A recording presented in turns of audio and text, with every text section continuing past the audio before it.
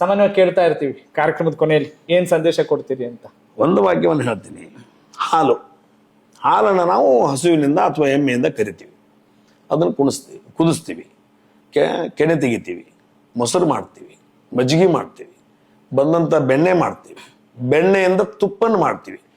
ತಿರುಗಿ ಆ ತುಪ್ಪನ ಆ ಹಾಲಿನಲ್ಲಿ ಹಾಕಿದರೆ ಅದು ಕೂಡ್ಕೊಳ್ಳೋದಿಲ್ಲ, ಕರ್ಕೊಳ್ಳೋದಿಲ್ಲ. ಯಾಕಂದರೆ ಇದು ಮಡಿವಂತ, ಅದು ಮೈಲಿಗೆವಂತ.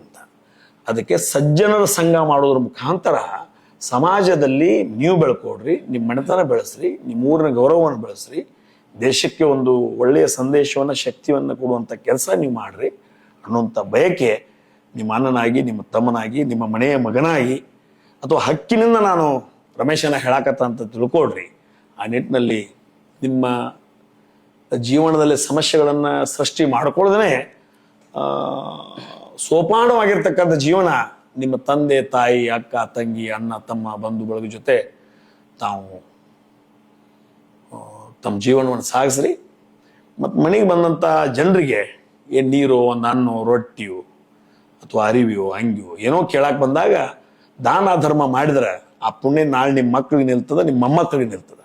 ಇವತ್ತು ನಿಮಗೆ ನಿಲ್ಲಕ್ಕಿಲ್ಲ, ಆದರೆ ನೀವು ಮಾಡಿದಂಥ ದಾನ ಧರ್ಮ, ಪ್ರೀತಿ, ಪ್ರೇಮ ಮುಂದಿನ ದಿನಮಾನಗಳಲ್ಲಿ ನಿಮ್ಮ ಮಕ್ಕಳು, ಮೊಮ್ಮಕ್ಕಳು, ಮರಿಮಕ್ಕಳಿಗೆ ನಿಲ್ತದೆ.